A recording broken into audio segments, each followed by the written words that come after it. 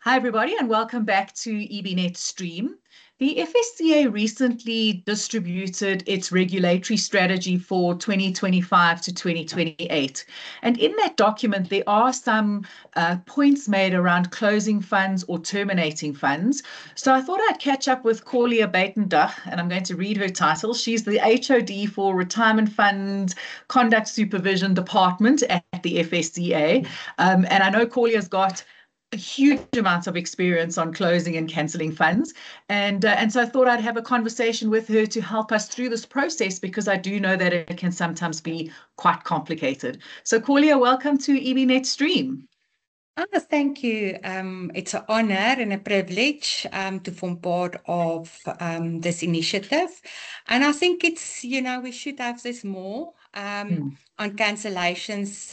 It is a burning point at the FSCA, because we need to actually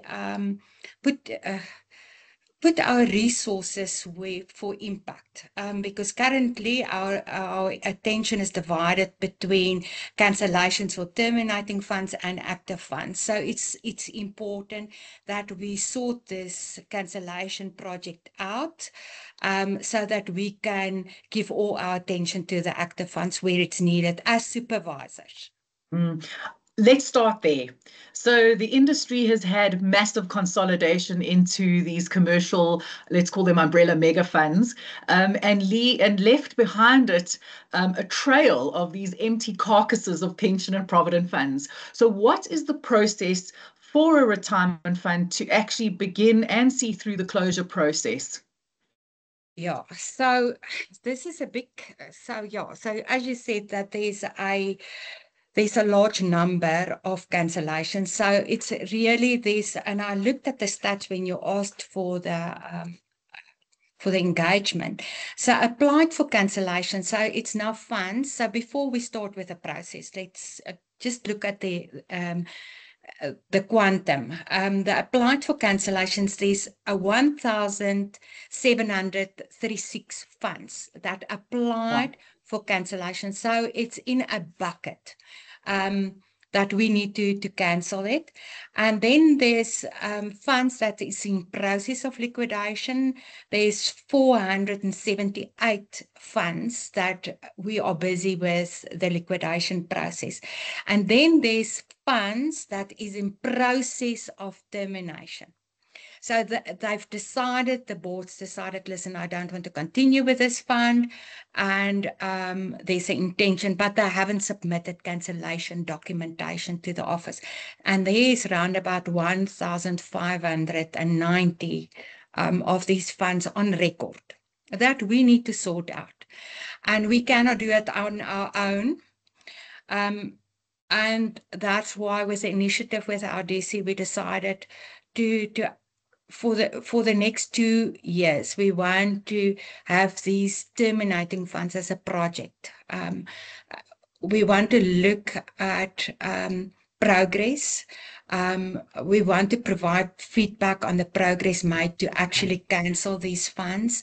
We started with engagement with administrators to see where the largest impact will be. And we decided, listen, let's focus on applied for cancellation. So the applications is with us. So, and I think your initiative will then now assist us with that process of cancellation, so that 1,590 odd funds. I think this initiative will assist with that. But yeah, as an organization, we need to deal with this, but we can't do it on our own. It's with the industry assistance. So yeah, so you ask the process. So, and I think our problem stems from historical applications. So now, if you ask me the process now, then if you want to cancel a fund, it's in terms of 26. So a board need to decide, listen, I don't want to continue with this fund. And a fund can only terminate in 4 instances. So it can be a full transfer, or a last member withdrew out of the fund, or the fund was never taken up, or liquidation exemption. There's only 4 scenarios where we can, and then obviously the 5th one is liquidation. But that's the only way how a fund can terminate. So your guidance for a board will stem from the rules of the fund. So you need to decide what your rules say. How do you terminate? Look at your termination rules, either a full transfer or there's a lot. I've seen a lot of funds where after full transfer, they appoint a liquidator. They feel it's cleaner. They want to do a liquidation application. But if you don't want to do that, you do a 26 application for cancellation. So that's your one. It's application for cancellations in terms of 27. Or you can appoint a liquidator in terms of 28, where you apply for the liquidation process, but then appoint a liquidator to assist with the rounding down of the fund. So yeah, as I said, that's the 2 processes how you can liquidate or terminate funds, is either the 27 or 28 process. So you've brought it up, so I'm going to ask the question. What is the difference between a deregistered or I think you used the word terminated fund versus a liquidated fund? Because I've heard in the past that that terminated funds, or the Section 27 funds, which you've referred to them as, I've heard that you can reopen these funds and there might be some, some potential for some comeback against boards of trustees. So what is the technical difference between the two? So, yeah, as I said, that and I've seen now both accounts you can go to court and apply for reinstatement of those funds. We do have funds that was liquidated, that they applied for reinstatement of those funds.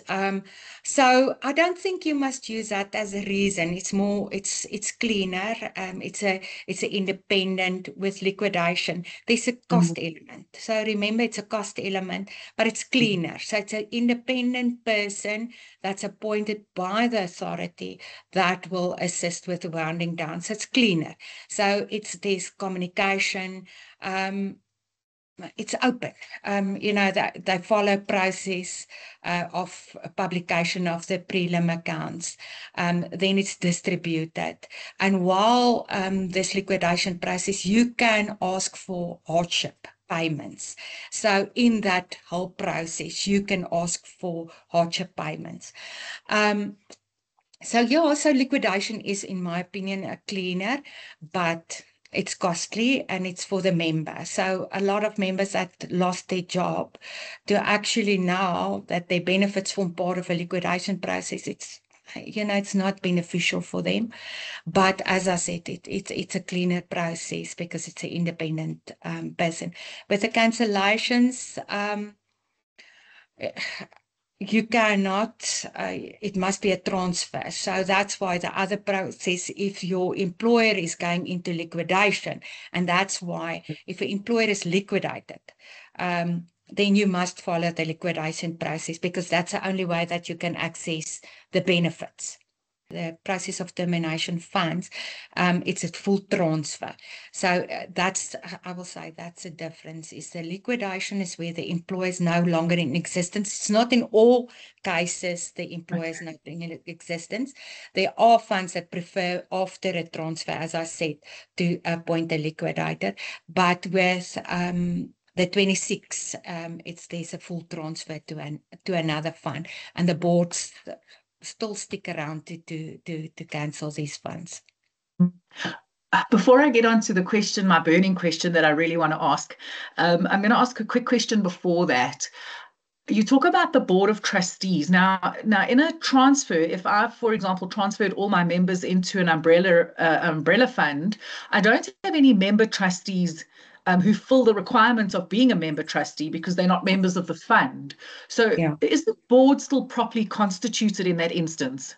Yeah, so that is why one of the things that I want to emphasize, and I'm glad that we're doing this as an educational, that where funds do decide that they want to wound down this fund, either through a liquidation or a full transfer, they want to wound down this fund, they want to join another fund, they need to look at to amend the rules of the fund to extend the current board's term of office until termination, failing which I will have to appoint a 26 board. And that's why we're sitting with this big termination problem, is because boards lose interest. Yeah. And then they walk out, they walk away because, we joined a new umbrella fund. So why must I now deal with this wounding down, do the paperwork to cancel this fund? And that's our problem. So if I can urge boards to rather, what they do is when they start, with a notification that the full transfer process, extend your term of office. So there's two things that I want to plead with boards. Is first is amend your rules to make the fund paid up, because it creates a problem later on to say, listen, did you receive contributions? But if there's a rule amendment that make the funds paid up, it's cleaner. So one thing is make the rules paid up. Second, extend your current board's term until the wounding down of the fund. Failing which, I'll have to appoint a 26 board, but then it's a cost, and I must plead with 26 boards to don't take remuneration. So where funds do have remuneration policies in place, and I can't ask them not to receive remuneration with 26s. So a lot of times we do ask 26 trustees to please do not take remuneration because there's no fees left. Assets left in the fund, yeah. So then on to my burning question, my first burning question, I should say. My understanding is that a fund is only closed when the FSCA sends the cancellation note. So let's say the cancellation note is dated the 23rd of June, which is today's date. Was my fund meant to comply with all the conduct standards, all the requirements, despite not having active members or receiving contributions up until the 23rd of June, 2025? The law stands. But it's important that when you, and again, rather make your funds paid up with an effective date. So then it's clean. We know the fund is made paid up on a effective date. Then you start with your applications, your Section 14 applications. You will have to do financial statements and valuation reports until your submission of North financial statements. Will I have to comply with the joint standard on cybersecurity, for example? Yes, as it stands. But there's a nice provision in the law that we can ask for exemption. So people need to come to us, and you've seen now with the TTK, a lot of our 26 trustees, when they received these nice letters from the authority, again, our industry never thought that the regulator will take action against individuals who haven't completed the trustee toolkit. When they received these love letters, they all resigned. And it's and the thing is, what we wanted them to do is either complete the TTK or ask for exemption not to complete it. So don't stay quiet. Why must we send you a love letter? Come forward. If you want to consolidate financial statements, we do understand that sometimes there's a need for consolidated financial statements. Come to us in this terminating process. So there's a nice, we started last year with a committee on complex cases. where we look at matters, where we ask the industry, come forward, bring these complex matters where you're struggling to cancel these funds. Come to us. Let's make a appointment, a meeting request. The meeting consists of all the HRDs in the retirement fund supervision division with our division deputy commissioner, our office of general counsel. So we sit as a group of individuals, and we look for solutions to assist the industry to wound down these funds. What the nice thing about this committee is that we keep record of all the decisions taken, and then we will apply the principle to all the funds. So it's a consistent approach. So please come forward, because it assists us by identifying problems and how we can fix problems that occurs that we don't know currently of. So get involved and collaborate, right? Because I'm Yes. sure there's a lot of these closing funds that all have standard issues. Yes. I've always said that the easier, sort of cleaner funds will be closed and terminated already. It's, these funds have funny stories in them, or, these kind of weird, complexities that might be causing some sort of delay. So there must be commonalities. And if we can share that information, what you're saying is it goes faster. Yes, and that's what, rather come to us as keep quiet and walk away. Remember, administrators must keep in mind, that fund will stay as on your list of funds that you're responsible for until it's cancelled. So we are looking at you, administrator, to ensure that these funds are, or assist with the cancellation process. You can't just walk away. We need to cancel these funds. So Natalie, so there's 2 information circulars that we sent out that guided the industry. Remember, in the olden days, they submitted just a certificate, or say, listen, a letter, a one-liner to say, listen, this fund do not have any assets, liabilities, so please cancel. And we did do that.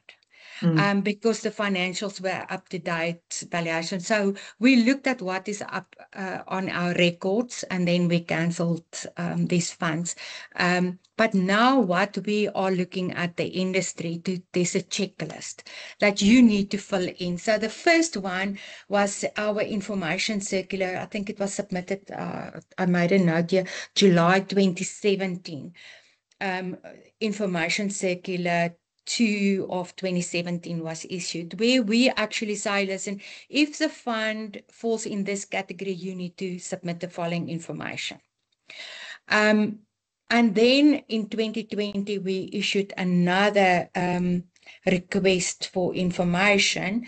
I think that was request 5 of 2020. It was the first with effect January 2022, where there's now a AUP where the auditor needs to sign and verify certain events that happened.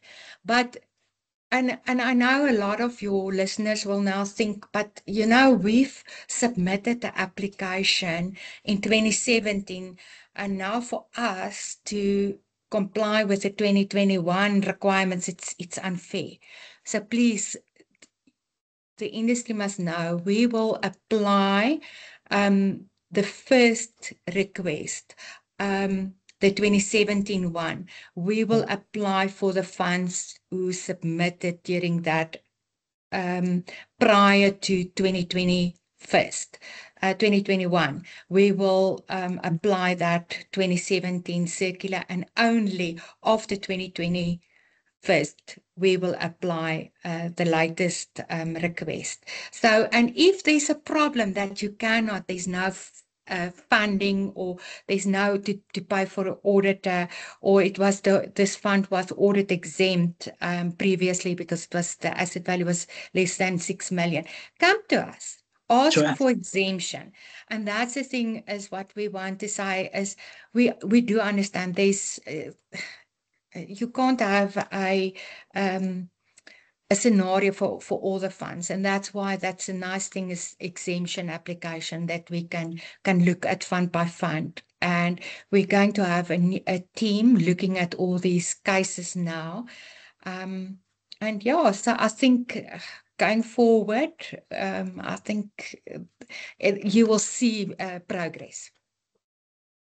I want to look at some more of the challenges that funds face. And while you were talking now, it struck me that all of this compliance involves people signing documents, consultants giving advice, trustees spending their time, and involves fees. And I mean, these funds ostensibly have no assets to pay these fees. So, I mean, who's covering the cost of these? Is it the administrators? And then you say the administrators can't walk away. So there's a whole pile of administrators listening to this going, you know, how do I solve this kind of money flowing out of my business? Yeah, so all the historical cases, you can ask the administrators, they all know, because if they see my name, they know I'm coming to ask them to pay for it. So we did received a few legal opinions, and we're looking at the legal opinions to assist these administrators. Where they really don't have, there's no funding. And I'm talking now historical cases. Going forward, the trustees need to ensure that when they want to terminate, there needs to be a budget. A budget. Yes. So what I'm saying now is historical cases. Mm-hmm. So there's a large number of administrators. I must say, I'm very impressed with our industry. They all came to the party and they're trying to fix and adhere to our requirements. Really, I must say, there's a number of administrators that's really pulling their weight and they're coming to the party. But there are smaller administrators that really can't afford this, and it's not, they took over the administrator of these funds just to assist with winding down. So you cannot expect them to pay. Wow. So, but then they need to approach us, and then we'll find solutions to help them to wound down the funds. And that's where that complex committee, the need for that, actually, and the assistance for that committee will assist the industry if we can then bring these cases to the committee's attention, and we will work through scenarios how we can to actually ensure that there's no assets staying behind. And remember, that's the only way that we want to make sure that there's no assets left. And that's why we implemented all these initiatives, is to ensure that there's no monies left behind and it went to the beneficiaries or to an anti-benefit fund. It was transferred in a proper manner. So I'm hearing two things so far that have come out. Number one, make sure that your board is properly constituted. Three things: your fund is paid up, and that you have a closing budget in place. Yes. And that sees you along. Oh, there's and number 4 is please ensure that your statutory returns are up to date. Oh, yes. Having discussed and gone through this whole conversation, are there any other common pain points that you as the FSCA would want funds to keep in mind before they make this decision to go to an umbrella fund, or if they are still in the early stages of this? Yeah, as I said, amend your rules. Ensure that the board's term is extended. Ensure that there's a budget for termination. Biggest, most important one, ensure that your statutory returns are up to date. Historically, remember these historical cases are where these umbrella funds were exempted from financial statements and exempted from liquidation process. And that's where the problems lie now. You know, that we're dealing with historical cases is because of the different types of funds and how we treated them in the past. But now the underinsured and privately funded, we treat them all the same. Okay. Corlia, it's been fascinating chatting to you this afternoon. Thank you very much for spending the time with me. We have run out of time, but I'm sure we will be doing more follow-up communications. And if there is anything that you need us to extend to our community, please share with us and we'll do that for you. Corlia, thanks so Yes. much. Please, it was an honor. Thank you.